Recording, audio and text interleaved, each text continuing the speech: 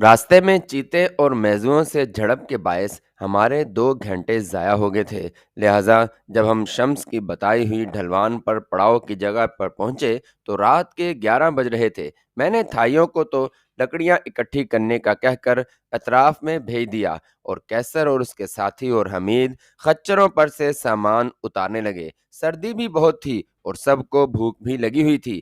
آگ جلا کر ہم نے اپنے جسم تانپے اور ٹن فوڈ کھا کر سب نے چائے پی لی۔ شب بصری کے متعلق یہ فیصلہ ہوا کہ ہماری آدھی نفری سوئے گی اور آدھی پہرا دے گی۔ 4 4 گھنٹے کی شفٹ مقرر کر کے میں اپنے سلیپنگ بیگ میں گھس گیا۔ میزوں قبائل سے تصادم اور کٹھن راستے کی وجہ سے میں نے کسی متبادل راستے کے متعلق سوچنا شروع کیا جس سے ہم واپس جا سکیں۔ صبح میں نے کیسر، شمس اور حمید کے ساتھ اس بارے میں گفتگو بھی کی۔ شمس چونکہ میرے ماضی کے متعلق کچھ نہیں جانتا تھا، لہٰذا اس نے چٹاگانگ سے کاکس بازار اور پھر راموندی کو عبور کر کے برما میں داخل ہونے یا چٹاگانگ سے ہی ایک بڑی کشتی میں اکیاب یعنی برما تک جانے کا مشورہ دیا۔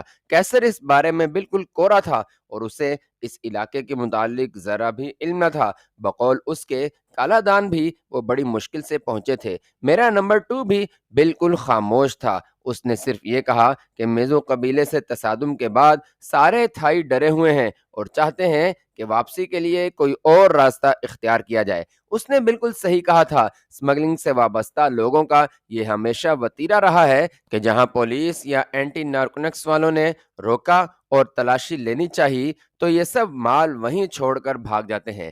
اب بھی پاکستانی اخبارات میں آپ نے اکثر پڑھا ہوگا کہ اسمگلر سامان سے بھرے ٹرک چھوڑ کر بھاگے۔ چونکہ راتوں رات امیر بننے کی خواہش میں وہ اسمگلنگ کا دھندا اختیار کرتے ہیں، اس لیے انہیں روپیہ پیارا ہوتا ہے اور روپے سے پیار کرنے والوں کو اپنی زندگی بے حد عزیز ہوتی ہے۔ زندگی کو داؤ پر لگانے والے صرف وہ لوگ ہوتے ہیں جنہیں زندگی سے زیادہ اپنی عزت، غیرت اور وطن سے محبت ہوتی ہے۔ افواج پاکستان کے نڈر جوانوں کی ہمت و شجاعت اور وطن پرستی کے باعث ہم سے 8 گنا زیادہ فوج رکھنے والا بھارت اس لیے ہماری افواج سے خوفزدہ رہتا ہے کہ جب بھی اس نے ان اللہ کے شیروں سے ٹکرانے کی حماقت کی، اسے منہ کی کھانی پڑی۔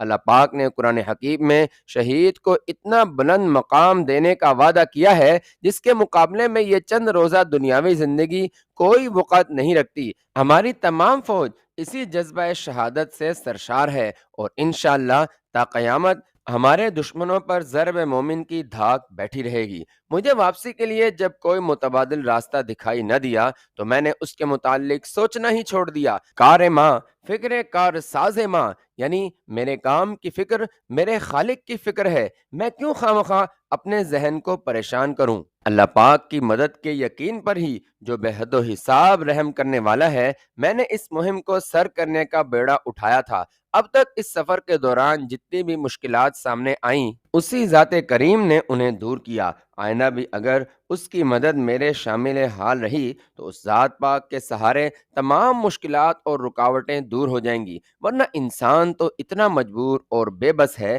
کہ وہ یہ تک نہیں دیکھ سکتا کہ اس کی پیٹھ پر کیا ہے۔ ہم صبح 10 بجے تک اپنے پڑاؤ کا تمام سامان خچروں پر لاد کر روانگی کے لیے تیار ہو چکے تھے۔ میں نے نمبر 2 کو کہا کہ وہ تھائی ہمراہیوں کو بتا دے کہ واپسی پر ہم متبادل راستہ اختیار کریں گے جس میں میزو قبائل سے تصادم کا کوئی خدشہ نہ ہوگا۔ 2 گھنٹے کے سفر کے بعد ہم پہاڑ کی اترائی میں پہنچ گئے۔ ہمارے سامنے اب وہ پہاڑ تھا جس کی دوسری جانب کا حصہ بنگلہ دیش کی حدود میں تھا۔ میں نے میزو قبائل کے اچانک حملے سے بچنے کے لیے کیسر کے ساتھیوں اور تھائیوں کی 2 ٹولیاں بنا کر انہیں قافلے کے چاروں جانب پھیل کر چلنے، چوکنا رہنے اور خاص طور پر درختوں پر نگاہ رکھنے کا کہا۔ یہاں پر درخت بہت کم تھے لیکن پہاڑ کی بلندی گھنے درختوں سے اٹی پڑی تھی۔ ہم نے پہاڑ پر چڑھنا شروع کیا۔ یہاں بھی ایک تنگ سی پگڈنڈی تھی۔ شمس نے بتایا کہ یہ علاقہ میزو قبائل کے چھوٹے چھوٹے رہائشی جھونپڑوں کے سوا بالکل غیر آباد ہے اور یہ پگڈنڈی بھی انہوں نے اپنی آمد و رفت اور ایک گاؤں سے دوسرے گاؤں جانے کے لیے بنائی ہے۔ یہ بڑی پگڈنڈی ہے اور آئندہ راستے میں اس سے کئی پگڈنڈیاں نکلتی ہیں جو ان کے جھونپڑوں تک جاتی ہیں، لہٰذا ہمیں بہت محتاط ہو کر آگے بڑھنا ہوگا۔ شمس نے مجھے دو ایسی باتیں بتائیں جن کے متعلق میں نے پہلے سنا تو تھا، لیکن اسے محض گپ سمجھتے ہوئے ایک کان سے سن کر دوسرے کان سے اڑا دیا تھا۔ پہلی بات تو یہ تھی کہ اس پگڈنڈی کے آس پاس اتنے زہریلے بچھو ہوتے ہیں جو ایک خاص پتھر پر ڈنگ مار کر اسے چور چور کر دیتے ہیں۔ اس پتھر کے چورے کو مقامی شراب میں حل کر کے میزو اپنے تیروں پر لگاتے ہیں، جس سے یہ تیر اس قدر زہریلے ہو جاتے ہیں کہ انسان ہو یا جانور، یہ تیر لگنے سے چند منٹوں میں ہی ہلاک ہو جاتا ہے۔ وہ پتھر سانپ کی شکل کے ایک پودے کے بالکل قریب ہوتا ہے۔ اس پتھر کی وجہ سے وہ پودا بھی اس قدر زہریلا ہو جاتا ہے کہ اگر ہاتھ سے اس کو چھو بھی لیں تو بچھو کے ڈنگ جتنا درد ہوتا ہے۔ اس پودے کے ساتھ ہی پالک کے پتوں سے مشابہ ایک دوسرا پودا بھی ہوتا ہے، جس کے پتے کو ہاتھ پر ملنے سے درد فوراً جاتا رہتا ہے۔ دوسری بات یہ تھی کہ اس پہاڑ پر بلکہ اس پگڈنڈی پر بھی کہیں نہ کہیں پارس پتھر موجود ہے۔ پارس کی خوبی یہ ہے کہ اگر کوئی دھات اس سے چھو جائے تو فوراً خالص سونا بن جاتی ہے۔ اس پتھر کو بہت تلاش کیا گیا لیکن وہ نہ ملا۔ البتہ اکثر ایسا ہوا ہے کہ خچروں کے نال اس پتھر کو چھونے سے سونے کے بن گئے، اسی لیے خچروں کے مالک اس طرف آتے ہوئے اپنے خچروں کو موٹے اور وزنی لوہے کے نئے نال لگواتے ہیں۔ میں بھی اسی پتھر کی تلاش میں اس پگڈنڈی پر کم و بیش 8-9 مرتبہ آ چکا ہوں، شمس نے شرماتے ہوئے بتایا اور اپنی دستی چھڑی دکھائی جس کا نچلا حصہ ٹھوس لوہے کا بنا ہوا تھا۔ اس کی یہ بات سن کر مجھے یاد آیا کہ خچروں کے مالک ہر 15-20 قدم چلنے کے بعد اپنے خچروں کے نال کیوں دیکھتے تھے۔ بہرحال اس سفر کے دوران پارس پتھر کسی کو نہ ملا اور نہ ہی لوہے کی کوئی چیز سونا بنی۔ اس پہاڑ کی چڑھائی پر ہمارا 2 مرتبہ میزو مرد و عورتوں بچوں سے سامنا ہوا۔ ہمیں کوئی مہم جو سمجھتے ہوئے اور ان کی زبان بولنے والے مزدور کی زبانی ہمارے پرامن ہونے کا سن کر انہوں نے ہمیں خاموشی سے آگے بڑھنے کا راستہ دے دیا۔ میں نے ان کے بچوں کو خوراک کے 2-4 ٹن دیے تو شمس بولا، یہ خوراک ان پر ضائع نہ کریں۔ پہاڑ کی دوسری جانب مورنگ اور مگ قبائل کے سردار ٹن فوڈ بہت پسند کرتے ہیں اور ہمیں رانگا ماٹی جانے کے لیے ان کی مدد درکار ہوگی۔ ان سرداروں کے لیے میں نے پہلے ہی ڈھیر سارے سگار اور نقلی مورتیوں کے ہار اور زیور خرید لیے تھے، اب ٹن فوڈ بھی ان کے لیے محفوظ رکھنے کا فیصلہ کر لیا۔ چڑھائی پر جاتے ہوئے ہمارے راستے میں درجنوں چشمے آئے جن کا میٹھا اور یخ پانی پی کر لطف آ گیا۔ اس پہاڑ پر چڑھتے ہوئے دوسری شام کو ہم سے کچھ فاصلے پر ایک چٹان پر ہمیں ایک ہرن دکھائی دیا۔ ابھی میں اسے اچھی طرح دیکھ بھی نہ پایا تھا کہ ہم سے آگے چلنے والے کیسر کے ایک ساتھی نے اس پر فائر کیا۔ ہرن اچھلا اور دھڑام سے گر کر لڑکتا ہوا ہمارے سامنے آن پڑا۔ میں نے جلدی سے اسے ذبح کیا۔ نزدیک ہی ایک نسبتاً صاف جگہ پر ہم نے پڑاؤ کیا۔ کیسر کے ساتھیوں نے پورا ہرن آگ پر بھونا۔ اس سفر کے دوران یہ ہمارا پہلا حلال شکار تھا۔ پہاڑ سے نیچے اترنے کا کوئی راستہ نہیں تھا۔ عمودی چٹانیں، نوکیلے پتھر اور چھوٹی موٹی جھاڑیاں ہمارے راستے میں حائل تھیں اور بارش اور نم آلود ہواؤں کے باعث ہمیں اترنے میں بہت دشواری پیش آ رہی تھی۔ 10-15 فٹ اترنے کے لیے ہمیں سینکڑوں گز دور جا کر ایسی جگہ ملتی تھی جہاں سے ہم خچروں سمیت نیچے جا سکیں۔ ہم اور خچر بار بار پھسل رہے تھے۔ بعض جگہوں پر تو خچروں نے اتنا تنگ کیا کہ ایک قدم بھی آگے نہیں بڑھتے تھے اور انہیں دھکیلتے دھکیلتے ہم ہلکان ہو گئے۔ شام ڈھلنے تک ہم بمشکل 100 فٹ نیچے جا سکے۔ بڑے چشمے کا ابھی دور دور تک کوئی نشان نہ تھا۔ ہمارا گائیڈ شمس ایسی ہی ایک چٹان سے اترتے ہوئے اپنے قدم نہ جما سکا اور لڑکتا ہوا چٹان سے نیچے جا پڑا۔ اس کی ٹانگ تو ٹوٹنے سے بچ گئی لیکن پیدل چلنے سے وہ قاصر ہو گیا۔ ہم نے اسے خچر پر بٹھایا اور اب وہ خچر پر بیٹھے ہوئے ہمیں گائیڈ کرتے ہوئے نیچے اترنے کی ہدایت دینے لگا۔ گھنے جنگلات ابھی ہم سے خاصے دور تھے۔ ڈھلتی شام میں اگر ہم جنگلات تک پہنچ بھی جاتے تو جنگلی جانوروں سے بچاؤ کا مسئلہ پیدا ہو جاتا، لہٰذا میں نے انہی چٹانوں میں سے ایک چٹان کو رات کے پڑاؤ کے لیے منتخب کیا اور کھانے پینے کی ضرورت سے فارغ ہو کر ہم لوگ سونے کی تیاری کرنے لگے۔ شمس کی ٹانگ پر آیوڈیکس مرہم سے مالش کر کے بینڈیج پٹی سے اسے باندھ دیا گیا कुतुब नुमा यानी कंपास के मुताबिक हम जुनूब को जा रहे थे, लेकिन क्या हम सही जगह से नीचे उतर रहे थे, इसका इल्म सिर्फ शम्स को था। मैंने शम्स से जब कुरेद कर पूछा तो वो आएं बाएं शाएं बकने लगा। मुझे उसकी बातों से कुछ शक हुआ तो मैंने उसे कहा कि हमें अब भी सही बता दे कि वो भी मोरंग और मग कबाइल तक खुद गया है। अगर झूठ बोला तो उसकी और हमीद की टांगे तोड़कर यहीं फेंक जाएंगे। मेरी वार्निंग सुनकर और गुज़श्ता सफ़र के दौरान मेज़ो कबाइल से मेरा सख्त रवैया देखकर वो बोला, जनाब, पहाड़ की चोटी तक तो मैं कई बार आ चुका हूँ और मेरे साथियों ने मुझे मोरंग और मग कबाइल तक जाने के लिए इसी इलाके में एक बड़े चश्मे का बताया था। मैं खुद उस तरफ पहले कभी नहीं गया। इस गलत बयानी की मैं माफ़ी चाहता हूँ। शम्स तो ये बात कहकर खामोश हो गया, लेकिन हमारे लिए मुश्किलात का पहाड़ खड़ा हो गया। हम पहाड़ की ढलवान पर, जहां से कोई आबादी न थी और पीछे मेजो कबाइल का खतरा, आइंदा रास्ते से नावाकिफ बेआसरा पड़े थे। मैंने कैसर को जब सूरत हाल बताई तो वो गुस्से पर काबू न रख सका और शम्स की अच्छी खासी ठुकाई कर दी। कैसर का गुस्सा भी हक बजानिब था। सिर्फ मेरे कहने पर वो अपने साथी लड़कों को अपनी जमानत पर हमरा लाया था और उनकी बखैर और आफियत वापसी उसकी जिम्मेदारी थी। दुश्मनों से लड़ते हुए मारे जाना और बात थी, लेकिन गाइड की गलत बयानी के सबब रास्ता खोकर सिसक सिसक कर मरना किसी तौर पर हमें कबूल न था। बहुत सोच विचार के बाद बिलाखिर ये फैसला हुआ कि सुबह कैसर के 3 मुसल्लह साथी मेजो जुबान जानने वाले मजदूर के हमरा उनके किसी करीबी बस्ती में जाएं और खुराक और पैसों का लालच देकर किसी मेजो को हमरा लाएं जो हमें सही रास्ते पर डाल सके। अगले रोज सुबह ही मजदूर के हमरा कैसर के 3 साथी लड़के चले गए। उनके पीछे ही मैंने 2 और मुसल्लह लड़कों को इन्हें कवर देने को भेजा।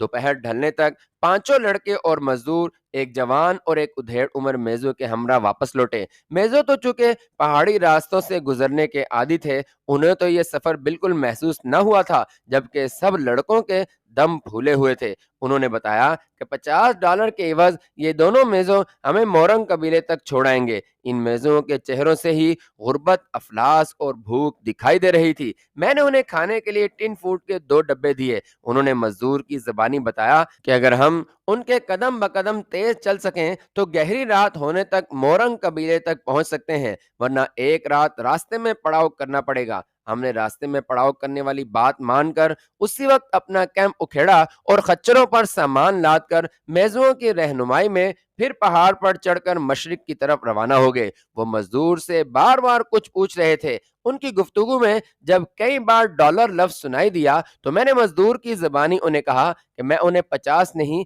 बल्कि $60 दूंगा, बशर्ते कि वो हमें सहल और सही रास्ते से ले जाएं। इनामी $10 का सुनकर वो इतने खुश हुए कि बार बार कदम बोसी के अंदाज में मेरे सामने झुक जाते। मुझे रह रहकर उन मेजुओं का ख्याल आ रहा था जो हमारे हाथों हलाक हुए थे। अपनी भूख मिटाने के लिए उन्होंने हम पर इसलिए हमला किया था कि हमारा सामान ले सकें। दोनों मेजू हमें पहाड़ की बुलंदी पर वापस ले जाकर मशरिक की जानिब चल पड़े। तकरीबन 1 मील फासला तय करने के बाद हम फिर डलवान में उतरे।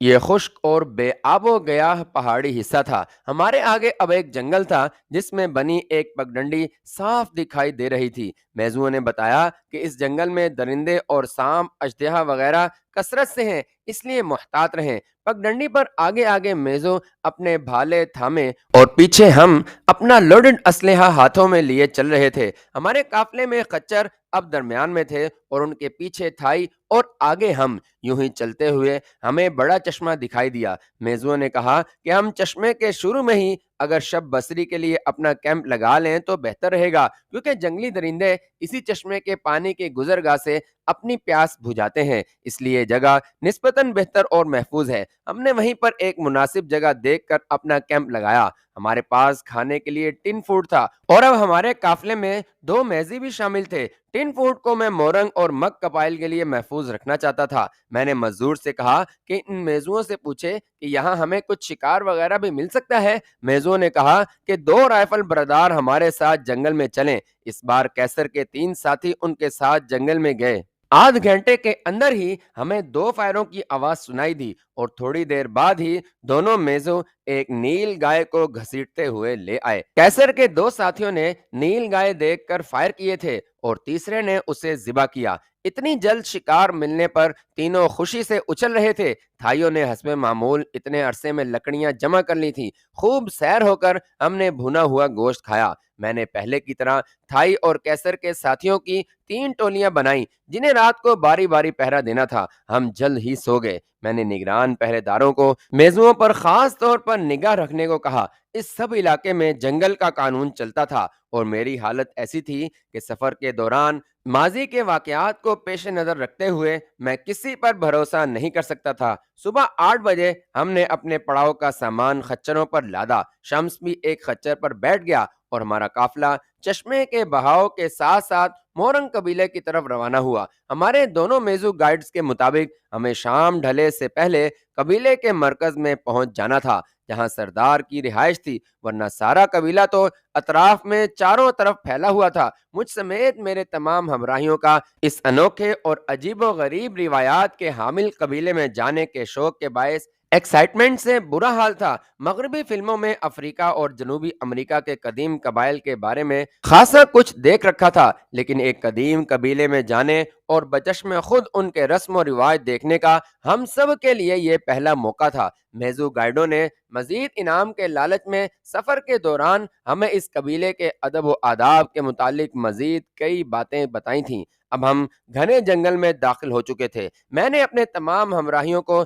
جنگلی درندوں اور سانپوں سے بچنے کے لیے چوکنا رہنے کی سختی سے تلقین کی۔ ڈھلوان میں جانے کے باعث چشمے کے پانی کی روانی میں خاصی تیزی آ چکی تھی اور پتھروں بھرے پاٹ میں پانی پتھروں سے ٹکراتا اور جھاگ بناتا ہوا تیزی سے بہ رہا تھا۔ میزوں نے ہمیں بتایا کہ جب تک کہ فی الحقیقت کسی کی جان کو خطرہ نہ ہو ہم فائر نہ کریں۔ مورنگ قبیلے کے عقیدے کے مطابق تمام جنگلی جانور قابل احترام ہیں اور شکار کے لیے تو ہرگز کسی جانور یا پرندے کو نہ ماریں۔ شمس جو اب تک راستہ جاننے کی غلط بیانی اور کیسر کی ٹھکائی کرنے کے باعث چپ تھا، بولا، اس قبیلے میں صدیوں پہلے ایک بدھ بھکشو آیا تھا جس نے بیمار سردار کا کامیاب علاج کر کے اپنی عزت و توقیر بنا لی تھی۔ اس کے پرچار کے باعث یہ قبیلہ بدھ مذہب کا پیروکار ہو گیا۔ سردار کے مرنے کے بعد جو دوسرے سردار آئے وہ رفتہ رفتہ بدھ مت سے دور ہوتے گئے۔ بدھ مت مذہب کے مطابق کسی قسم کا گوشت کھانا یا جانوروں کو ہلاک کرنا منع ہے۔ جنگلوں میں رہنا اور گوشت سے پرہیز، درندوں اور زہریلے حشرات الارض کا شکار ہونا اور انہیں زندہ رہنے دینا ان کے لیے ممکن نہ تھا۔ اب اس قبیلے کی حدود میں جانوروں اور پرندوں کا شکار محض اس لیے پسند نہیں کیا جاتا کیونکہ مورنگ اسے غیر لوگوں کی مداخلت اور اپنی ضرورت کی خوراک میں کمی سمجھتے ہیں۔ مجھے تو یقین ہے کہ سردار نے آپ کو خوش آمدید کہا تو ضیافت میں آپ کے لیے بھی شکار ہی پیش کیا جائے گا۔ ایسی صورت میں آپ صرف یہ کیجیے گا کہ سردار کو کہیں کہ زندہ جانوروں اور پرندوں کو ہم خود حلال کریں گے۔ ابھی شمس کی بات ختم بھی نہ ہوئی تھی کہ ہمیں دور سے نقارہ بجنے کی آواز سنائی دی۔ میزوں نے بتایا کہ ہمیں دیکھ لیا گیا ہے اور قبیلے کے اطراف میں بسے مورنگ سردار کو ہماری آمد کی اطلاع دے رہے ہیں۔ آپ اپنا بڑا اسلحہ سامان میں چھپائیں اور صرف چھوٹا اسلحہ مثلاً پسٹل، ریوالور وغیرہ تیار حالت میں اپنے پاس رکھیں۔ مورنگ اب جنگل میں چھپ کر آپ کا پیچھا کریں گے۔ اگر آپ اجازت دیں تو ہم منہ سے ایسی آوازیں نکال کر پیچھا کرنے والے مورنگوں کو بتا دیں کہ آپ لوگ پرامن ہیں اور سردار سے ملنا اور اسے تحائف پیش کرنا چاہتے ہیں۔ میزوں کی بات سن کر میں نے انہیں اجازت دے دی کہ مورنگوں کو ہماری آمد اور سردار سے ملنے کا مقصد بتا دے۔ ہم یوں ہی آگے بڑھتے جا رہے تھے کہ اچانک میزوں نے اپنے ہاتھ منہ کے گرد رکھ کر عجیب قسم کی اونچی آوازیں نکالیں۔ تھوڑی دیر میں ہی جنگل سے بھی ایسی ہی آوازیں آئیں۔ چند مرتبہ آوازوں کے تبادلے کے بعد جنگل سے ایک ایک کر کے 4 آدمی ہمارے سامنے آ گئے۔ ان کے رنگ گندمی اور ناکیں چپٹی تھی۔ جسم اور چہروں پر انہوں نے مختلف رنگ لگائے ہوئے تھے اور ان کے پاس تیر، کمان اور بھالے تھے۔ ان کے جسم ننگے تھے اور کمر کے گرد بندھی چھال اور درختوں کے پتے ستر پوشی کی ناکام کوشش کر رہے تھے۔ میں شمس کے خچر کے ساتھ ساتھ چل رہا تھا۔ شمس سرگوشی میں بولا، کمر کے گرد بندھی چھال کے پتے ستر پوشی کے لیے نہیں بلکہ حسین دکھائی دینے کے لیے باندھے گئے ہیں۔ میری حیرانگی کی وجہ کچھ اور تھی۔ میں سوچ رہا تھا کہ یہ ننگے جسم اتنی سردی کیسے برداشت کر لیتے ہیں۔ میرے سوال کے جواب میں شمس بولا، بچے کی پیدائش کے وقت سے ہی اسے ننگا رکھا جاتا ہے۔ انسانی جسم کو قدرت نے یہ خوبی عطا کی ہے کہ چاہے قطب شمالی کا برفانی حصہ ہو یا مڈل ایسٹ کے صحراؤں کی گرمی، انسانی جسم سب کا عادی ہو جاتا ہے۔ مورنگ میزوں کے ساتھ چل رہے تھے، ان میں کچھ بات ہوئی تو مورنگوں نے منہ سے آوازیں نکالی۔ ان آوازوں کے بعد میں نے نوٹ کیا کہ نقاروں کی تال یعنی ردھم میں فرق آ گیا ہے۔ یہ فرق یقیناً ہمارے پرامن ہونے اور سردار سے ملنے کی خواہش کا پیغام تھا۔ گزرگاہ کے دوسری طرف میں نے خاص انداز کے بنے جھونپڑے دیکھے جن کے باہر ننگ دھڑنگ عورتیں اور بچے کھڑے ہمیں دیکھ رہے تھے۔ شمس نے کہا کہ یہ سب مورنگ قبیلے کے لوگ ہیں اور صرف اسی وقت یہ چھال اور پتے پہنتے ہیں جب کہیں جانا ہو۔ شمس مجھے قبیلے کے رسم و رواج کے متعلق بتانا چاہتا تھا۔ مجھے اس کی یاوہ گوئی اچھی نہ لگی۔ تم تو ایسے بڑھ بڑھ کر باتیں کر رہے ہو جیسے ان قبائل میں خاصا عرصہ رہ چکے ہو، حالانکہ تم مجھے بتا چکے ہو کہ اس طرف پہلے کبھی نہیں آئے۔ خاموش رہو ورنہ خچر کی سواری چھوڑ کر پیدل چلنا پڑے گا۔ میری اس وارننگ پر شمس بالکل خاموش ہو گیا اور جہاں تک مجھے یاد ہے اس نے مجھ سے پھر کبھی ڈائریکٹ بات کرنے کی ہمت نہیں کی۔ ادھر میزوؤں نے غالباً مورنگوں کو بتا دیا تھا کہ میں سالار قافلہ ہوں۔ مورنگ میرے پاس آئے، فوراً اپنے بھالے اور تیر کمان میرے سامنے رکھ کر اور گردنیں جھکا کر کھڑے ہو گئے۔ میزوؤں نے مزدور کی زبانی مجھے کہا کہ میں ان کے بھالے اور تیر کمان اٹھا کر ان کے حوالے کر دوں۔ قافلے کے سردار یعنی میرے سامنے انہوں نے ہتھیار ڈال کر اطاعت گزاری اور دوستی کا مظاہرہ کیا ہے، اور ان کے ہتھیار واپس لوٹا کر میں ان کی اطاعت گزاری کو قبول کروں گا۔ میں نے ان کے ہتھیار اٹھا کر انہیں دیے تو وہ خوش ہو کر گھٹنوں کے بل بیٹھ کر تالیاں بجانے لگے۔